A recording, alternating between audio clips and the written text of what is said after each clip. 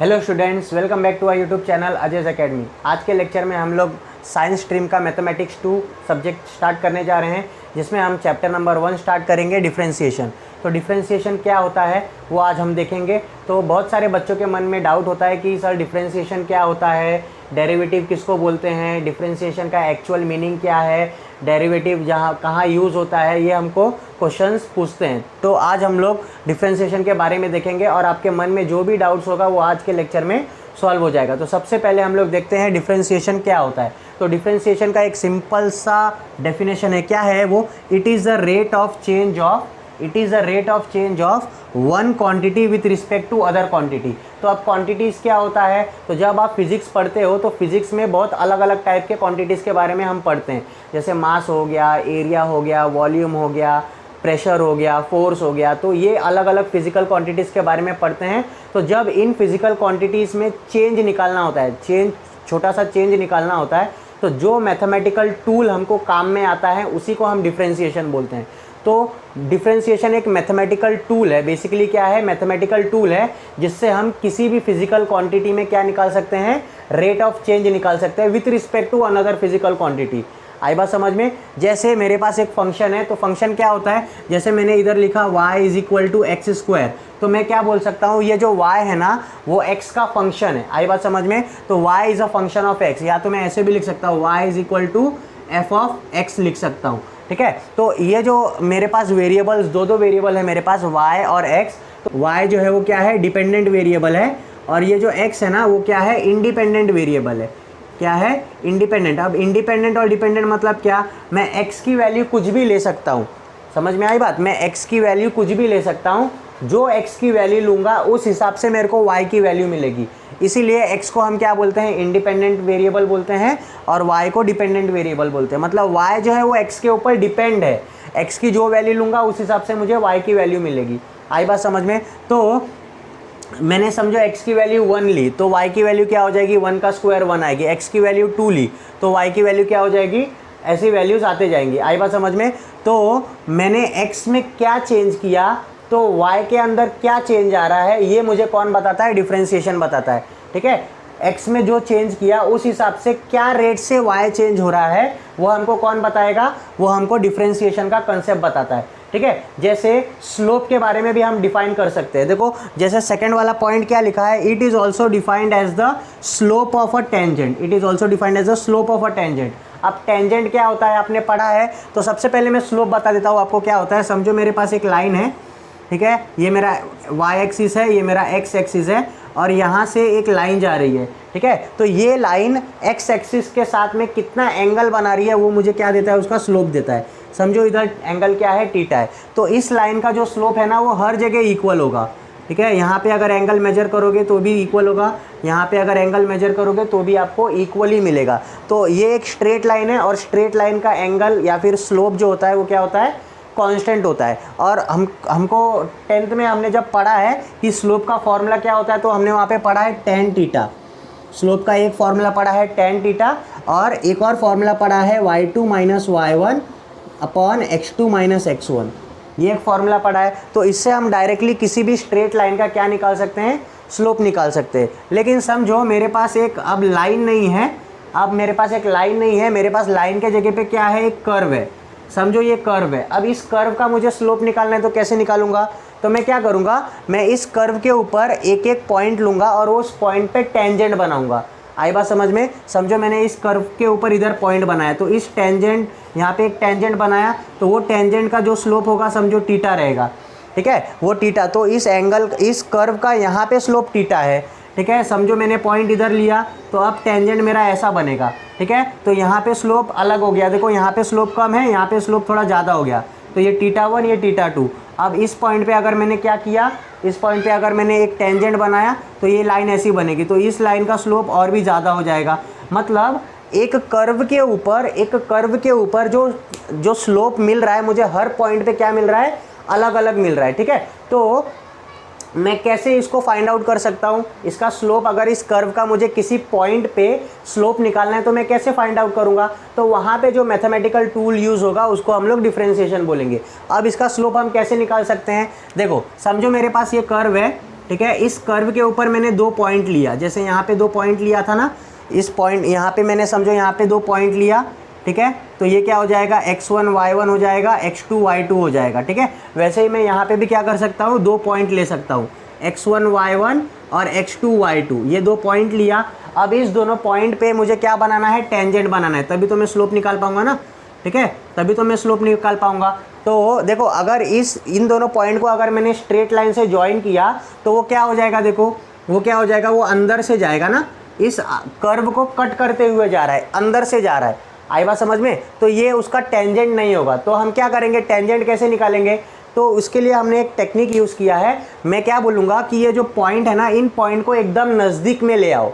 क्या करो, इन पॉइंट्स को एकदम क्या करो, नज़दीक में ले आओ। तो नज़दीक में ले आओगे तो क्या होगा, समझो एक पॉइंट इधर है और एक पॉइंट इधर है, तो अब इन दोनों पॉइंट को मैं स्ट्रेट लाइन से ज्वाइन कर सकता हूँ, ठीक है। तो अगर इस फिगर को मैं थोड़ा बड़ा करके बनाऊँ तो ये ऐसा दिखेगा, ऐसा दिखेगा, ठीक है। तो ये x1, ये यहाँ पे x1 y1 हो गया और ये x2 y2 हो गया। मतलब ये जो हॉरिजॉन्टल है ना, ये x2 माइनस x1 हो जाएगा, और जो ये वर्टिकल है ना, ये y2 माइनस y1 हो जाएगा। आई बात समझ में। तो ये जो x2 माइनस x1 है वो कितना एकदम नज़दीक है ना, एकदम नज़दीक है, छोटा है, एकदम नज़दीक में। तो ये जो x2 माइनस x1 है ना, ये एकदम क्या है, 0 के बराबर है, एकदम क्या है, 0 के बराबर है। 0 नहीं है, 0 नहीं है, लेकिन 0 के करीब है, एकदम क्लोज है, ठीक है। तो एकदम जो क्वांटिटीज जो एकदम क्लोज होती है ना, एकदम छोटी होती है, उनको हम लोग मैथ्स में किससे लिखते हैं, किससे, d से, dx से क्या करते हैं, रिप्रेजेंट करते हैं। मतलब ये dx हो जाएगा और ये जो है वो dy हो जाएगा। अब अगर मुझे स्लोप निकालना है, तो अगर ये एंगल थीटा है, तो अगर मुझे स्लोप निकालना है तो स्लोप क्या होता है, स्लोप क्या होता है, परपेंडिकुलर अपॉन बेस होता है ना। तो ये हो जाएगा dy बाई dx, ठीक है, dy बाई dx। तो ये dy बाई dx जो है वही, उसको हम क्या बोलते हैं, डिफ्रेंशिएशन बोलते हैं। आई बात समझ में। ऐसे बहुत सारे कंसेप्ट हैं जो आप डिफ्रेंशिएशन में यूज़ कर सकते हो, जैसे स्पीड है और टाइम, स्पीड, टाइम और डिस्टेंस के बीच में क्या रिलेशन है, वो भी हम लोग को डिफ्रेंशिएशन का कंसेप्ट एक्सप्लेन करता है। कैसे एक्सप्लेन करता है, जैसे हमने लोअर स्टैंडर्ड में पढ़ा होगा कि स्पीड का फॉर्मूला क्या होता है, स्पीड का फॉर्मूला क्या होता है, स्पीड का फॉर्मूला होता है डिस्टेंस अपॉन टाइम, ठीक है, डिस्टेंस अपॉन टाइम। ये हमने बचपन में डिस्टेंस अपॉन टाइम बार बार हमने यही पढ़ा है। लेकिन जब 11-12 स्टैंडर्ड में आते हैं तो ये स्पीड का जो डेफिनेशन होता है ना, वो चेंज हो जाता है, एकदम से चेंज हो जाता है। तो क्या डेफिनेशन हो जाता है, जो डेफिनेशन हो जाता है वो क्या हो जाता है, स्पीड जो है वो क्या हो जाता है, rate of change of displacement या फिर distance, rate of change of distance upon time हो जाता है। आई बात समझ में। तो यहाँ पे rate of change of distance आ जाता है। मतलब क्या, डिस्टेंस किस रेट से चेंज हो रहा है वो हमको स्पीड देता है। समझ में आया, डिस्टेंस किस रेट से चेंज हो रहा है वो हमको क्या बताएगा, स्पीड बताएगा। आई बात समझ में। तो डिस्टेंस और टाइम के बीच में जो रिलेशन है, उस रिलेशन को हम लोग स्पीड बोलते हैं।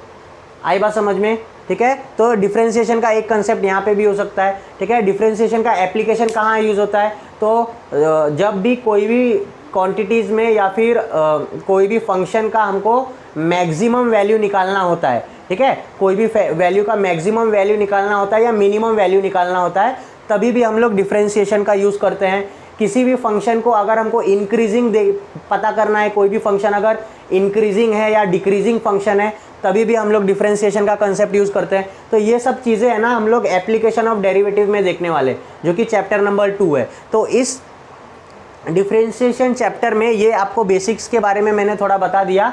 अब हमको ये सब नहीं पढ़ना है, हमको पढ़ना क्या है, हर अलग अलग फंक्शंस का, ठीक है। फंक्शंस बहुत टाइप के होते हैं, ट्रिग्नोमेट्रिक फंक्शंस होता है, अलजेब्राइक फंक्शंस होता है, लॉगरिथमिक फंक्शन होता है, एक्सपोनेंशियल फंक्शन होता है। तो ये अलग अलग फंक्शंस का हम लोग डिफ्रेंशिएशन देखने वाले हैं, ठीक है। तो आप बोलोगे कि सर डिफ्रेंशिएशन और डेरिवेटिव में क्या फ़र्क है, तो देखो जो प्रोसेस हम अप्लाई करते हैं ना, प्रोसेस डिफ्रेंशिएशन जो फाइंड आउट करने का, डेरिवेटिव फाइंड आउट करने का जो प्रोसेस है ना, उसको हम डिफ्रेंशिएशन बोलते हैं। डिफ्रेंशिएशन एक प्रोसेस है, और डिफ्रेंशिएशन करने के बाद में हमको जो रिजल्ट मिलता है, आंसर मिलता है, उस आंसर को हम लोग डेरिवेटिव बोलते हैं, ठीक है। तो इसके बाद मैं कुछ फॉर्मूलेज आपको लिखाऊंगा, अलग अलग फंक्शंस के डेरिवेटिव क्या होते हैं वो मैं आपको लिखाऊंगा। तो वो फॉर्मूलेज हमको बहुत यूज़ में आएंगे। फिर इसके बाद में हम बेसिक्स देखने के बाद में हम इसके बाद में चेन रूल क्या होता है वो भी देखेंगे। अब हम लोग देखते हैं कि डेरिवेटिव को रिप्रेजेंट कैसे करते हैं, डेरिवेटिव का सिंबल क्या होता है, ठीक है। तो जैसे मेरे को फंक्शन f ऑफ x के टर्म्स में दिया है, तो उसको हम लोग एफ डैश ऑफ एक्स लिख सकते हैं। उसका डेरिवेटिव हम कैसे लिखेंगे, एफ डैश ऑफ एक्स। ठीक है, जैसे अगर मेरे पास फंक्शन एफ ऑफ एक्स है, ये सब फंक्शंस है और उनका डेरिवेटिव क्या है, एफ डैश ऑफ एक्स है, या तो हम उसको d Y by D x भी लिख सकते हैं। तो एफ डैश ऑफ एक्स रहेगा तो आप डेरिवेटिव को एफ ऑफ एक्स रहेगा तो आप डेरिवेटिव को एफ डैश ऑफ एक्स भी लिख सकते हो। एफ डैश ऑफ एक्स का मतलब क्या होता है, derivative of F of x. और अगर फंक्शन आपको y के टर्म्स में दिया रहेगा, y is equal to something है, तो y का डेरिवेटिव क्या हो जाएगा, D Y by D x. ठीक है, तो ये जो डी बाई डी एक्स है ना, डी बाई डी एक्स, ये डेरिवेटिव का सिंबल ऐसा समझो। डी बाई डी एक्स क्या है, डेरिवेटिव का सिंबल है। ठीक है, तो ऐसे हम लोग क्या करते हैं, डेरिवेटिव को रिप्रेजेंट करते हैं।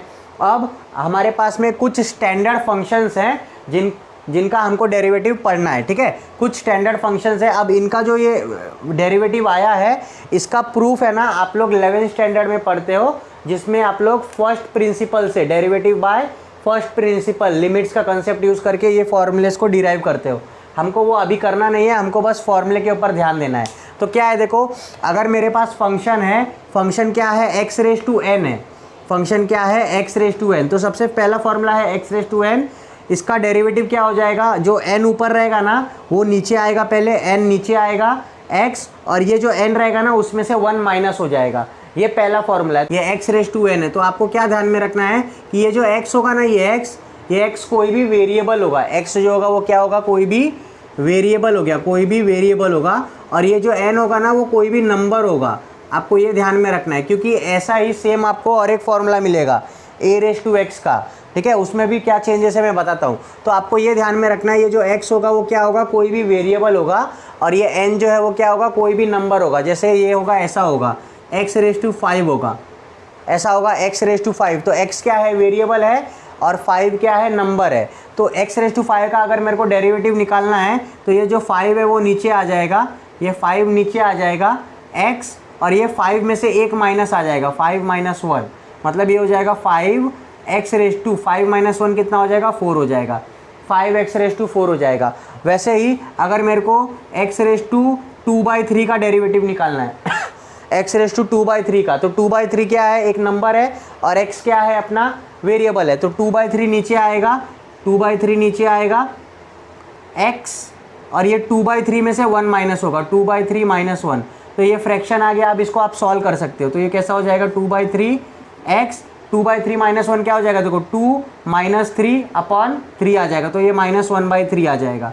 ठीक है, 2/3 एक्स रेज टू माइनस 1/3। ऐसे आपको पहला वाला फॉर्मूला यूज़ करना है। पहले वाले फॉर्मूले में अगर आपको ऐसा कोई भी फंक्शंस आएगा तो वो फंक्शन का डेरिवेटिव आपको ऐसे निकालना है। तो उसका फॉर्मूला क्या है, n x raise to n minus 1।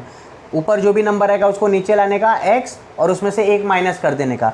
दूसरा फॉर्मूला क्या है, देखो रूट एक्स का डायरेक्टली फॉर्मूला आप लोग 1/2 रूट एक्स याद रखो। रूट एक्स का क्या है, डायरेक्टली फॉर्मूला 1/2 रूट एक्स। अब ये रूट एक्स का मैं आपको थोड़ा सा फॉर्मूला डिराइव करके भी बता देता हूँ कि रूट एक्स को हम लोग और कैसे डिराइव कर सकते हैं, फॉर्मूला कैसे आएगा। जैसे मेरे पास में रूट एक्स है, ठीक है, ये रूट एक्स है, तो रूट एक्स को अगर मेरे को रूट साइन हटाना है तो मैं पावर के टर्म्स में कैसे लिखूंगा, आपको पता होगा कि रूट हटाऊंगा तो पावर में क्या आ जाएगा, हाफ आ जाएगा। मतलब ये रूट एक्स को मैं एक्स रेज टू हाफ लिख सकता हूँ ना, रूट एक्स को मैं क्या लिख सकता हूँ, एक्स रेज टू हाफ लिख सकता हूँ। ठीक है, अब ये इसके जैसा हो गया, देखो फर्स्ट पहले वाला फॉर्मूला के जैसा हो गया। नीचे में वेरिएबल है, पावर में क्या है, नंबर है, 1/2 है। तो ये क्या हो जाएगा, इसका डेरिवेटिव देखो, नंबर जो है वो नीचे आएगा, हाफ नीचे आएगा x, और ये हाफ में से क्या होएगा, 1 माइनस होएगा। आई बात समझ में, half x raise to minus 1, half minus 1, तो ये हो जाएगा half x raise to, half में से 1 माइनस किया तो कितना बचेगा, माइनस हाफ बचेगा। हाफ में से 1 माइनस किया तो माइनस हाफ बचेगा। अब देखो, अब हमने लॉ ऑफ इंडाइसेस में क्या पढ़ा है कि अगर नीचे कोई भी नंबर रहेगा तो उसको मैं ऊपर लिख सकता हूँ, लेकिन क्या कंडीशन है, उसका जो भी इधर पावर रहेगा ना वो ऊपर जाके माइनस हो जाएगा। समझो इधर एक्स रेज टू 4 है तो ये एक्स रेज टू ऊपर जाके -4 हो जाएगा। या फिर ऊपर कोई भी नंबर है एक्स रेज टू 5 है, वो अगर उसको नीचे लिखना है तो क्या हो जाएगा, एक्स रेज टू -5 ऐसा हो जाएगा। अगर ऊपर -5 है तो नीचे आके +5 हो जाएगा। तो ये सेम चीज़ यहाँ पे यूज़ होगा, देखो इज इक्वल टू 1/2 एक्स, ठीक है, 1/2 एक्स, और माइनस हाफ है ना, तो माइनस हाफ को मैं क्या करता हूँ, माइनस हाफ को मैं नीचे लेके जाता हूँ, एक्स रेज टू हाफ हो जाएगा, ये क्या हो जाएगा x raise to half, minus half ऊपर था नीचे आके एक्स रेज टू हाफ हो गया। आई बात समझ में, बस खत्म हो गया हाफ, ठीक है हाफ। अब मैंने एक्स रेज टू हाफ को क्या लिखा था रूट एक्स, तो इधर रूट एक्स लिख दो, तो देखो सेम फॉर्मूला आपको मिलेगा 1/2 रूट एक्स 1/2 रूट एक्स। तो आप डायरेक्टली, ये तो मैंने समझाने के लिए बता दिया आपको, लेकिन आप डायरेक्टली याद रखो कि रूट एक्स का अगर मेरे को फॉर्मूला यूज़ करना है तो रूट एक्स का डायरेक्टली फॉर्मूला क्या है 1/2 रूट एक्स है। आई बात समझ में। फिर उसके बाद में तीसरा फॉर्मूला देखो क्या है, ए रेस टू एक्स है। तीसरा फॉर्मूला क्या है अपने पास में, ए रेस टू एक्स है। तो अब ए रेस टू एक्स में और एक्स रेस टू एन में क्या क्या अलग है, क्या डिफरेंस है वो देखो। ए रेस टू एक्स में और एक्स रेस टू एन में क्या अलग है वो देखो। यहाँ पे एक्स क्या था, यहाँ पे जो नीचे बेस में था, बेस में जो नंबर था या वेरिएबल था वो वेरिएबल था, बेस में जो भी चीज़ था वो क्या था वेरिएबल था। लेकिन ए रेस टू एक्स में है ना, ए रेस टू एक्स में ये जो बेस में रहेगा ना वो बेस में वेरिएबल नहीं होगा, वो नंबर होगा। बेस में जो इधर वेरिएबल है इधर नंबर है, डिफरेंस बता रहा हूँ आपको ये दोनों के बीच में, ठीक है। और इधर पावर में क्या है, पावर में क्या है, इधर नंबर था इधर वेरिएबल है, समझ में आया, उल्टा है, ठीक है। तो इसका डेरिवेटिव क्या था n x raise to n - 1 और इसका डेरिवेटिव क्या हो जाएगा a raise to x into log A. ये फॉर्मूला है आपको याद रखना है, a रेस टू x का डेरिवेटिव क्या होगा a raise to x into log A. आई बात समझ में। क्या डिफरेंस है देखो, x रेस टू n में x जो है वो क्या है वेरिएबल है, x रेस टू n में x वेरिएबल है और n जो है वो नंबर है। आई बात समझ में। a रेस टू x में a नंबर है और x वेरिएबल है, समझ में आया, उल्टा है। इसका फॉर्मूला क्या हो जाएगा n x raise to n - 1, इसका फॉर्मूला क्या हो जाएगा a raise to x into log A. आई बात समझ में, ठीक है। तो ये दोनों अलग अलग है। अगर मेरे पास में ऐसा नंबर आएगा 5 रेस टू x, ठीक है 5 रेस टू x, तो नीचे क्या है नंबर है, ऊपर क्या है वेरिएबल है, तो मैं ये वाला फॉर्मूला यूज़ करूँगा। क्या फॉर्मूला है a raise to x into log A, मतलब a क्या वैल्यू क्या है यहाँ पे 5 है, तो ये हो जाएगा 5 raise to x into log 5 हो जाएगा, लॉग ए ना, ए का जो भी वैल्यू रहेगा, जो भी वैल्यू ए का रहेगा वो लिखने का, 5 raise to x into log 5। अब इसको सॉल्व नहीं करना है, लॉग का वैल्यू नहीं निकालना है, ऐसे ही रखना है आपको। आई बात समझ में। तो ये ए रेस टू x का फॉर्मूला हो गया। फिर उसके बाद में e raise to x, derivative और इंटीग्रेशन दोनों चीज़ में आपको ई रेस टू x का answer e raise to x ही मिलेगा। मतलब ई रेस टू x जो फंक्शन है उसका आप डेरिवेटिव निकालोगे तो भी आपको ई रेस टू x ही मिलेगा, उसका आप इंटीग्रेशन निकालोगे तो भी आपको ई रेस टू x ही मिलेगा। इंटीग्रेशन आगे का टॉपिक है, मैं आगे बताऊंगा आपको। तो ई रेस टू x का ई रेस टू x है, इसमें कुछ बताने वाली चीज़ नहीं है। लॉग x का डेरिवेटिव 1/x हो जाएगा, लॉग x का डेरिवेटिव क्या हो जाएगा 1/x, ठीक है। और कोई भी अगर कांस्टेंट नंबर होगा जैसे 5, 2, -2, 1/4, 1/6, अगर नंबर आ जाएगा तो नंबर का डेरिवेटिव आपको 0 मिलेगा। क्या मिलेगा 0। कोई भी नंबर रहेगा ना या फिर कोई भी कांस्टेंट टर्म रहेगा ना उसका डेरिवेटिव आपको क्या मिलेगा 0 मिलेगा। तो ये जो स्टैंडर्ड फंक्शंस है ना, ये स्टैंडर्ड फंक्शंस के डेरिवेटिव मैंने आपको बता दिए। ये फॉर्मूला बहुत इंपॉर्टेंट है, आपको काम में आएगा, ठीक है। तो इसको आप लोग अच्छे से लिख लो और इसको एकदम बायहार्ट कर लो। कैसे यूज़ करना है वो भी मैंने बता दिया। अब ये जो फॉर्मूलेस थे इनमें ये पावर वाले फॉर्मूलेस थे, ठीक है। इसको हम बोल सकते हैं कि लॉगरिथमिक फंक्शन भी है इसमें, एक्सपोनेंशियल फंक्शन भी है, अलजेब्राइक फंक्शन भी है, ऐसा बोल सकते हैं। अब हम लोग ट्रिग्नोमेट्रिक फंक्शंस के डेरिवेटिव देखते हैं। ट्रिग्नोमेट्रिक फंक्शन मतलब क्या, जिसमें साइन कॉस टैन ये सब आता है। तो अगर मेरे पास साइन एक्स है तो साइन एक्स का डेरिवेटिव क्या हो जाएगा, तो उसका फॉर्मूला है साइन का डेरिवेटिव कॉस एक्स, ठीक है। साइन का डेरिवेटिव क्या हो जाएगा कॉस एक्स हो जाएगा। फिर दूसरा फॉर्मूला है अपने पास में कॉस का, ठीक है। साइन का कॉस एक्स होगा तो कॉस का क्या हो जाएगा साइन हो जाएगा लेकिन माइनस में, कॉस का क्या हो जाएगा साइन हो जाएगा लेकिन माइनस में। साइन का कॉस एक्स, कॉस का माइनस साइन, ये बात आप ध्यान में रखो। फिर तीसरा फॉर्मूला क्या है टेन एक्स। टेन एक्स का फॉर्मूला क्या हो जाएगा, टेन एक्स का फॉर्मूला हो जाएगा सेक स्क्वायर एक्स, ठीक है। टेन एक्स का फॉर्मूला क्या हो जाएगा सेक स्क्वायर एक्स। फिर चौथा है आपके पास में टेन का उल्टा क्या होता है कॉट होता है, कॉट एक्स। कॉट का फॉर्मूला क्या हो जाएगा, देखो टेन का सेक स्क्वायर एक्स है ना, तो कॉट का कोसेक स्क्वायर एक्स हो जाएगा, कोसेक स्क्वायर एक्स हो जाएगा लेकिन माइनस में, ठीक है। फिर उसके बाद में सेक, पांचों फॉर्मूला टोटल 6 है ना, 6 फंक्शंस है हमारे पास ट्रिग्नोमेट्री में, sine cos tan cot sec cosec. फिर पांचवा क्या है सेक एक्स है, तो सेक एक्स का फॉर्मूला क्या हो जाएगा, सेक एक्स का हो जाएगा sec x into tan x, sec x into tan x. फिर उसके बाद में 6th है कोसेक एक्स। कोसेक एक्स का क्या हो जाएगा cosec x into cot x लेकिन माइनस में। तो आप अगर ध्यान दोगे तो जो भी फंक्शन सी से स्टार्ट हो रहा है ना, सी से, देखो कॉस, कॉट और सेक सबके डेरिवेटिव नेगेटिव है। तो आप ऐसे ध्यान में रखो, जो भी फंक्शन सी से स्टार्ट होगा उसका डेरिवेटिव माइनस में ही आने वाला है। ठीक है, आई बात समझ में। साइन का कॉसेक, साइन का डेरिवेटिव कॉसेक, कॉस का डेरिवेटिव साइन एक्स, टेन का derivative sec square X, cot का derivative minus cosec square X, sec का derivative sec x into tan X, और कोसेक एक्स का derivative cosec x into cot x, लेकिन minus के साथ में। आई बात समझ में। तो ये जो है ये इंपॉर्टेंट फॉर्मूलेज हैं, स्टैंडर्ड फंक्शंस हैं जिनका डेरिवेटिव आपको आना चाहिए। अब तक 11th स्टैंडर्ड में आपने यही पढ़ा है। इसके आगे अलग अलग फंक्शंस आएंगे, ट्रिग्नोमेट्रिक फंक्शंस में इन्वर्स फंक्शन आएगा, उसका भी हम लोग फॉर्मूला देखेंगे, लेकिन ये बेसिक फंक्शन है जो आपको आने चाहिए। इसके बाद में मैं आपको बताने वाला हूँ कि डिफ्रेंशिएशन के रूल्स क्या क्या होते हैं। एडिशन रूल क्या होता है, मल्टीप्लिकेशन रूल क्या होता है, डिवीजन रूल क्या होता है, ये सब मैं बताने वाला हूँ। आई बात समझ में। फिर उसके बाद में हम चेन रूल क्या होता है वो भी देखेंगे।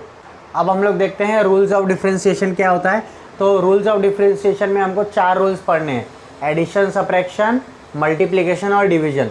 तो सबसे पहले एडिशन और सब्ट्रैक्शन साथ में देख लेते क्या होता है। तो u और v अगर मेरे पास दो फंक्शंस हैं, ठीक है, और y is equal to u plus v है, ठीक है, अगर प्लस माइनस दोनों है तो भी चलेगा।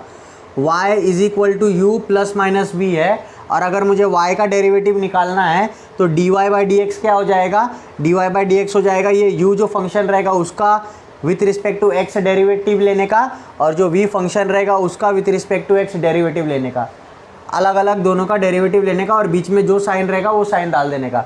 इसको हम लोग एडिशन रूल बोलते हैं। जैसे एक एग्जांपल है, y is equal to x square plus sine x, ऐसा मेरे पास में एक फंक्शन है।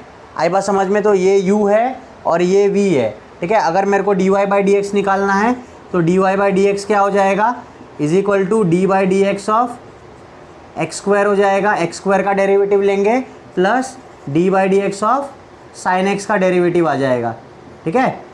Therefore d Y by D x क्या हो जाएगा, D Y by D x हो जाएगा, एक्स स्क्वायर का डेरिवेटिव क्या हो जाएगा, 2x हो जाएगा, और साइन एक्स का डेरिवेटिव क्या हो जाएगा, कॉस एक्स हो जाएगा। तो ये हमको d Y by D x का आंसर मिल जाएगा, ठीक है। ऐसे हम लोग एडिशन और सब्ट्रैक्शन रूल को, डेरिवेशन डिफरेंशिएशन का जो एडिशन और सब्ट्रैक्शन रूल है, ऐसे सॉल्व कर सकते हैं, ठीक है। तो आपको कितने भी फंक्शंस दे सकते हैं वो लोग, आपको क्या करना है, सबका अलग अलग डेरिवेटिव लेना है और जो साइन रहेगा वो बीच में डालना है। आई बात समझ में। तो ये है एडिशन सब्ट्रैक्शन रूल। अब इसके बाद हम लोग देखते हैं कि मल्टीप्लिकेशन रूल क्या है। मल्टीप्लिकेशन रूल मतलब क्या, ये दो फंक्शन के बीच में मल्टीप्लाई होगा, डॉट मतलब मल्टीप्लाई, ठीक है। तो दो फंक्शन के बीच में, जब दो फंक्शन के बीच में मल्टीप्लिकेशन होगा तो हम क्या करेंगे, दो फंक्शन के बीच में मल्टीप्लिकेशन होगा तो हम क्या करेंगे, देखो इसका डेरिवेटिव क्या हो जाएगा, D Y by D X, Y का derivative with respect to X क्या हो जाएगा, D Y by D X. U देखो u इंटू वी रूल होगा ना, जब भी दो फंक्शन के बीच में मल्टीप्लाई है, u इंटू वी रूल है, तो क्या करोगे, जो पहला फंक्शन होगा उसको आप लोग एज इट इज़ लिखोगे, पहले फंक्शन को as it is, u as it is, फिर जो दूसरा फंक्शन रहेगा उसका आप लोग डेरिवेटिव लोगे, ठीक है।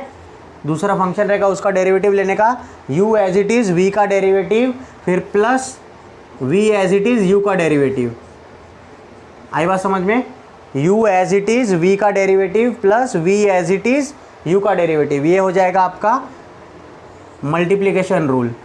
आई बात समझ में, ये हो जाएगा आपका मल्टीप्लिकेशन रूल।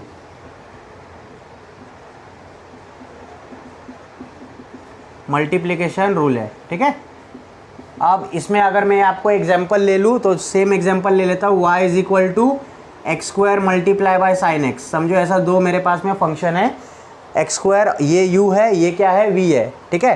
तो आप लोग ऐसा साइड में लिख भी सकते हो, u का वैल्यू कितना है, एक्स स्क्वायर है, v का वैल्यू कितना है, साइन एक्स है। तो हमारे पास में फॉर्मूला क्या है, D Y by D X. D Y by D x का फॉर्मूला क्या है, u ऐसे ही रहना चाहिए, u एज इट इज़, तो एक्स स्क्वायर वैसे ही रहेगा, D by D x of sine X, D by D x of sine X plus sine X वैसे ही D by D x of x square, ठीक है। आप ऐसा सॉल्व कर सकते हो।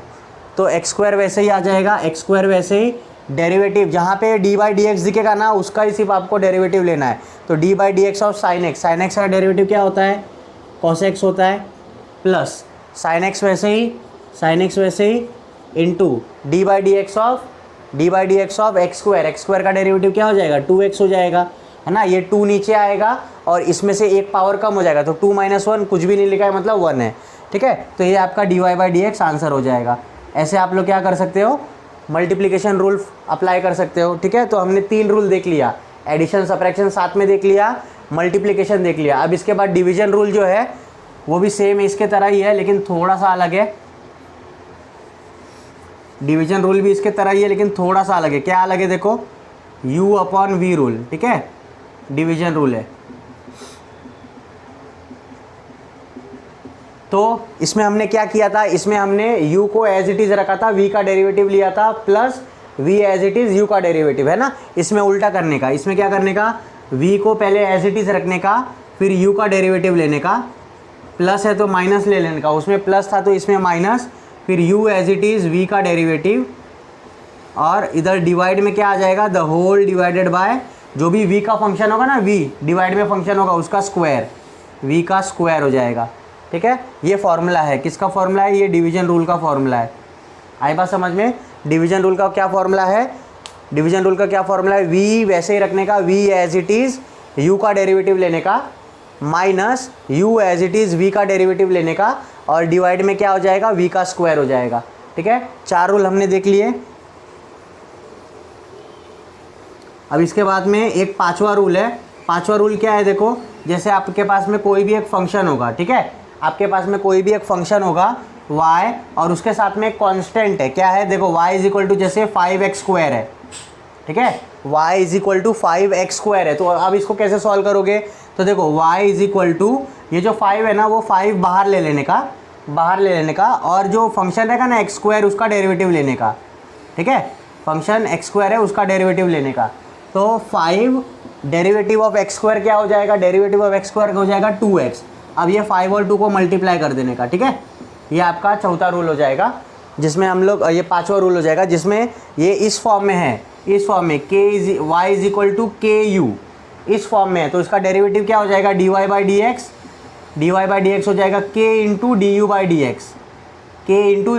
एक्स। मतलब जो भी कांस्टेंट नंबर फंक्शन के साथ में रहेगा ना, फंक्शन के साथ में अगर कांस्टेंट नंबर है तो कांस्टेंट नंबर को बाहर लिखने का, और जो फंक्शन रहेगा उसका डेरिवेटिव लेने का। तो जो सॉल्व करके आपका कोएफिशिएंट आएगा उसको मल्टीप्लाई कर देने का, ठीक है।